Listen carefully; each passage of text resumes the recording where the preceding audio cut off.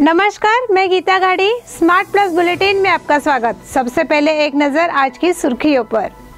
Smart news पेश करते हैं स्मार्ट सिंगिंग स्टार एक अनोखी प्रतियोगिता। दुनिया भर में 17 करोड़ कोरोना मरीज। लॉकडाउन बढ़ाने के फैसले से व्यापारियों में नाराजगी। कांग्रेस की ओर से पेट्रोल की बढ़ती कीमत का विरोध। वन टच फाउंडेशन की ओर से दुर्गम क्षेत्रों में मदद। बेहोश अवस्था में रास्ते पर पड़े बुजुर्ग के लिए सहायता। वीकेंड लॉकडाउन के लिए मछली बाजार में भीड़। होटल आदर्शा पैलेस आपके लिए लाए हैं फूड पार्सल और home delivery service, breakfast, lunch और dinner, south Indian, north Indian, tandoori. कोविड-19 के तहत स्वच्छता और सभी नियमों का पालन। आज ही ऑर्डर कीजिए और घर बैठे लजीज खाने का मजा उठाइए। हर पार्सल के साथ एक mask free. Hotel Adarsha palace, Lingaraj college के सामने, कॉलेज रोड, बेलगावी। फोन 0831 2435 और 8884121718। अब देखते हैं विस्तृत समाचार। स्मार्ट न्यूज परिवार द्वारा स्मार्ट सिंगिंग स्टार प्रतियोगिता आयोजित की गई है, जो हमेशा बेलगाम में उत्साही दर्शकों के लिए नई पहल को लागू करता रहा है। इस प्रतियोगिता के माध्यम से बेलगाम के उभरते गायकों के लिए एक विशेष कार्यक्रम होगा। यह लाखों स्मार्ट न्यूज दर्शकों को अपने गायन कौशल को प्रदर्शित करने का एक अवसर भी होगा। गायकों से इस प्रतियोगिता में भाग लेने का निवेदन किया जाता है, जो एक खुला मंच प्रदान करते हैं। इस प्रतियोगिता का विवरण जानने के लिए इच्छुक प्रतियोगियों को आमंत्रित किया जाता है। गायन प्रतियोगिता 18 साल से ऊपर के सभी लोगों के लिए खुली है। प्रवेश शुल्क 100 रुपये गूगल पे या फोन पे कर सकते हैं। आप हिंदी, मराठी और कन्नड़ में से किसी एक भाषा में गाना चुन सकते हैं। सभी प्रतियोगियों के वीडियो हमारे चैनल पर दिखाए जाएंगे। वीडियो प्रसारित होने से पहले प्रतियोगियों को सूचित किया जाएगा। 25 प्रतियोगियों का चयन परीक्षकों द्वारा किया जाएगा। परीक्षार्थियों द्वारा चुने गए 25 प्रतियोगियों में से फाइनल राउंड होगा।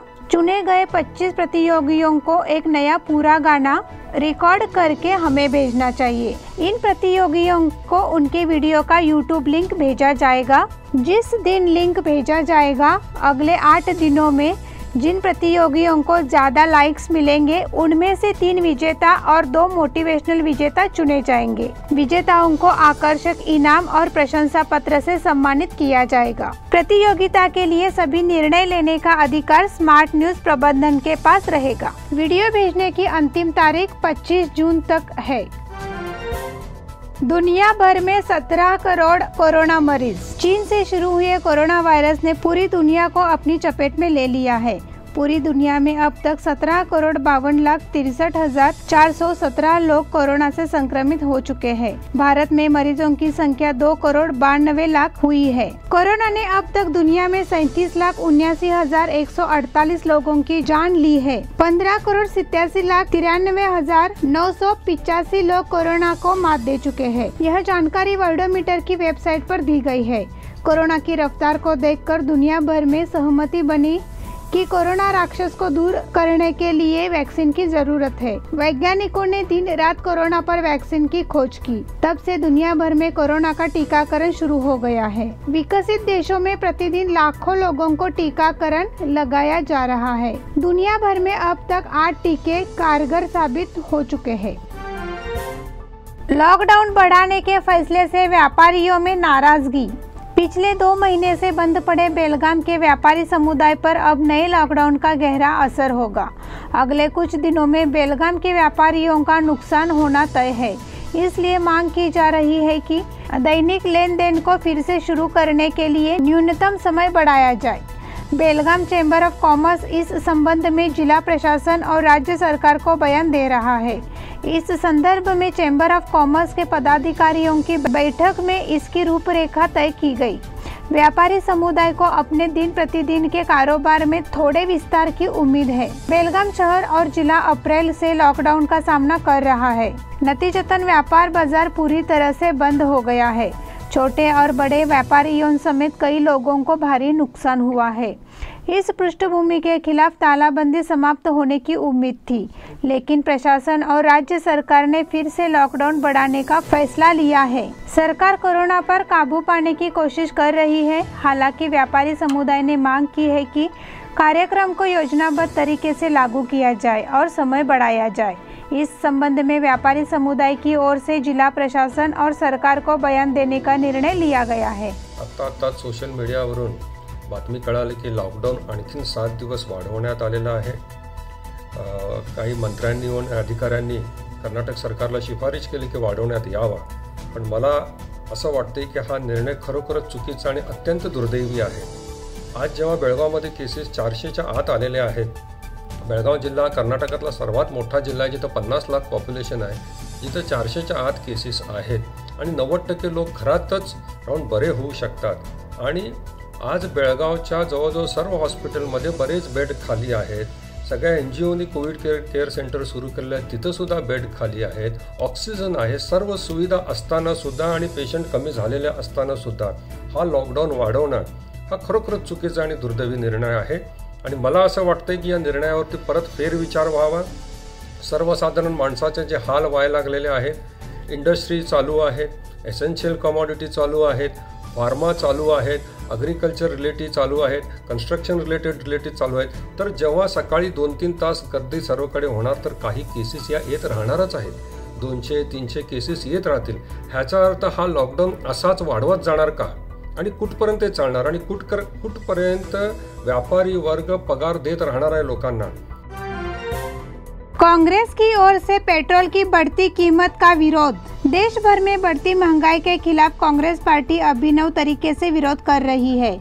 बेलगाम ग्रामीण के विधायक लक्ष्मी हेब्बालकर जी की अध्यक्षता में बेलगाम में भाजपा के विरोध एक अभिनव आंदोलन शुरू किया गया है। हिंडलगा में एक पेट्रोल पंप पर कांग्रेस पार्टी की ओर से अहिंसक विरोध प्रदर्शन किया गया। इसमें लक्ष्मी हेब्बालकर जी के नेतृत्व में कांग्रेस कार्यकर्ता शामिल थे। भारतीय जनता पार्टी के शासनकाल में पेट्रोल 100 रुपए तक पहुंच गया है। इससे जनता की रीढ़ की हड्डी टूट गई है।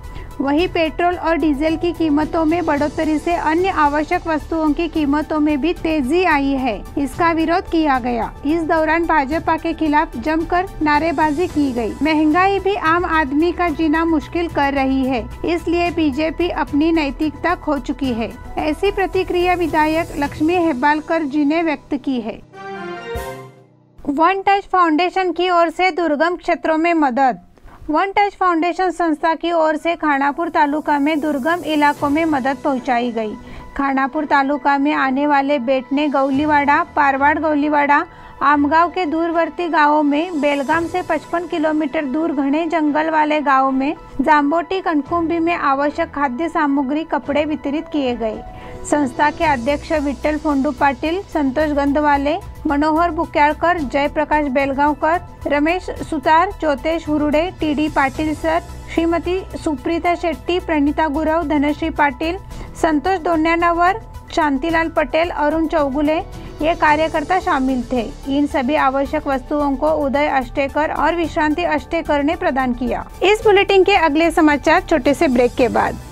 होटल आदर्शा पैलेस आपके लिए लाए हैं फूड पार्सल और home delivery service, breakfast, lunch और dinner, south Indian, north Indian, tandoori.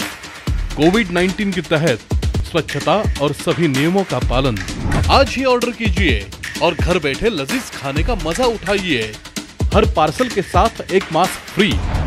Hotel Adarsha palace, Lingaraj college के सामने, कॉलेज रोड, बेलगावी।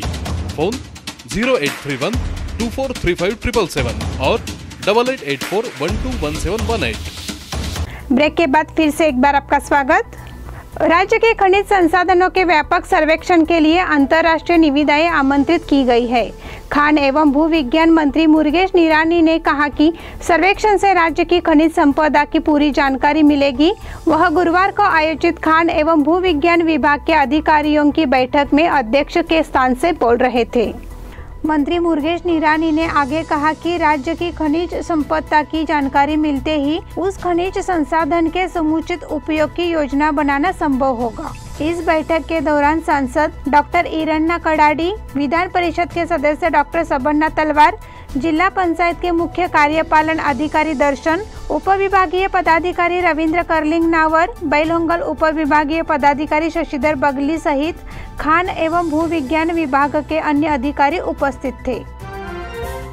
बेहोश अवस्था में रास्ते पर पड़े बुजुर्ग के लिए सहायता। एक वृद्ध जो बेहोश और असहाय अवस्था में सड़क पर पड़ा था, उसको एकता युवक मंडल के कार्यकर्ताओं ने मदद का हाथ बढ़ाया। उसे इलाज के लिए सिविल अस्पताल में भर्ती कराया गया। शहर में पाटिल मड़ा के पास हेमू कलानी चौक पर गुरुवार दोपहर एक वृद्ध सड़क पर गिर गया। यह देख सामाजिक कार्यकर्ता नारायण किटवाड़कर, बालकृष्ण तोपिनकट्टी और एकता युवक मंडल तांगड़ी गली के कार्यकर्ताओं ने उन्हें होश में लाकर पूछताछ की।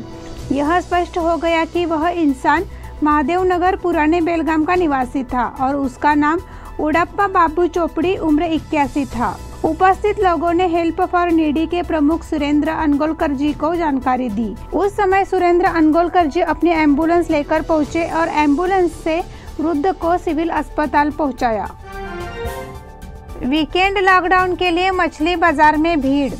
वीकेंड लॉकडाउन की घोषणा के चलते बाजार में भीड़भाड़ नजर आ रही है। शुक्रवार की सुबह शहर के बाजार में एक बार फिर भीड़ लग गई। मुख्य रूप से बेलगाम के कसाई गली में मछली बाजार में ग्राहकों की भारी भीड़ जमा हो गई थी। फिलहाल मछली बाजार में कई तरह की स्वादिष्ट मछलियां मौजूद है। उपभोक्ता वर्ग सप्ताहांत में मछली का आनंद लेने के लिए उत्सुक है। हालांकि शनिवार और रविवार को बाजार पूरी तरह से बंद रहने के कारण उपभोक्ताओं ने शुक्रवार को मछली खरीदने का रुख किया, इसलिए बाजार में काफी भीड़ रही। हालांकि इसने बाजार में कोरोना के सामाजिक भेदभाव के नियमों को पूरी तरह से बाधित कर दिया।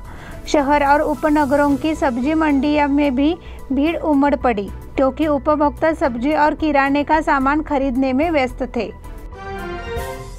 बापट गली में नवहिंद युवा मंडल की ओर से खाद्यान्न का वितरण। बापट गली स्थित नवहिंद युवक मंडल की ओर से एवं बेलगाम शहर के सामाजिक कार्यकर्ताओं के सहयोग से गुरुवार को व्यायामशाला में शहर के 60 जरूरतमंद परिवारों को खाद्यान्न किट वितरित किए गए। इस सेवा का लगभग 300 परिवारों ने लाभ लिया।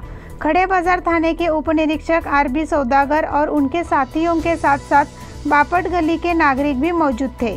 इस समय नागनाथ मठ स्वामी जी द्वारा पूजन और आरती की गई और यह सेवा शुरू की गई।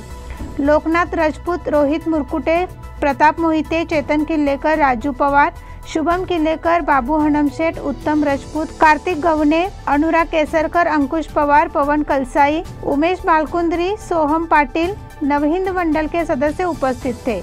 इस मौके पर नितिन जाधव, रमा शेट्टी, गणपत राजपूत, विनय मुरकुटे, नागेश मुरकुटे भी मौजूद थे। श्रीराम कॉलोनी निवासी एसोसिएशन द्वारा आवश्यक सामग्री की भेंट। श्रीराम कॉलोनी आदर्श नगर निवासी एसोसिएशन ने वडगांव कब्रिस्तान के लिए अस्थियां रखने के लिए महेश हलगेकर को प्लास्टिक के बक्से और 5000 रुपए के 2 तिरपाल सौंपे। वहीं शाहपुर मुक्तिधाम कब्रिस्तान में अस्थियों को और रक्षा रखने के लिए 15 प्लास्टिक के डिब्बे दिए। इस अवसर पर एसोसिएशन के सदस्य गोपालराव मिरजकर, जयवंत खन्नूकर, केएल शिंदे, बालकृष्ण सायनेकर, उमाकांत कामुले, प्रदीप चौहान, महेश दुडुम, मुक्तिधाम अध्यक्ष श्रीकांत काकतीकर, कोषाध्यक्ष संदीप खन्नूकर, विजय सावंत, हरिलाल चौहान सहित अन्य सदस्य उपस्थित थे। अवैध शराब बेचने के आरोप में एक गिरफ्तार। आबकारी अधिकारियों ने लॉकडाउन में अवैध शराब बेचने वाले एक व्यक्ति को गिरफ्तार किया है। उसके पास से 90 लीटर शराब जब्त की गई है। काकती थाना क्षेत्र में निंग्यानट्टी गांव में लॉकडाउन के दौरान अवैध रूप से शराब बेचने के आरोप में एक आरोपी को गिरफ्तार किया गया है। गिरफ्तार आरोपी की पहचान मारुति बसवानी तलवार के रूप में हुई है। आरोपी के पास से 90 लीटर शराब बरामद की गई है। आरोपी के खिलाफ काकती थाने में Karnataka outbreak of patient control act के तहत मामला दर्ज किया गया है। पुलिस आगे की जांच कर रही है। इसी के साथ स्मार्ट प्लस बुलेटिन के आज के समाचार समाप्त हुए। धन्यवाद। घर पे रहिए, सुरक्षित रहिए।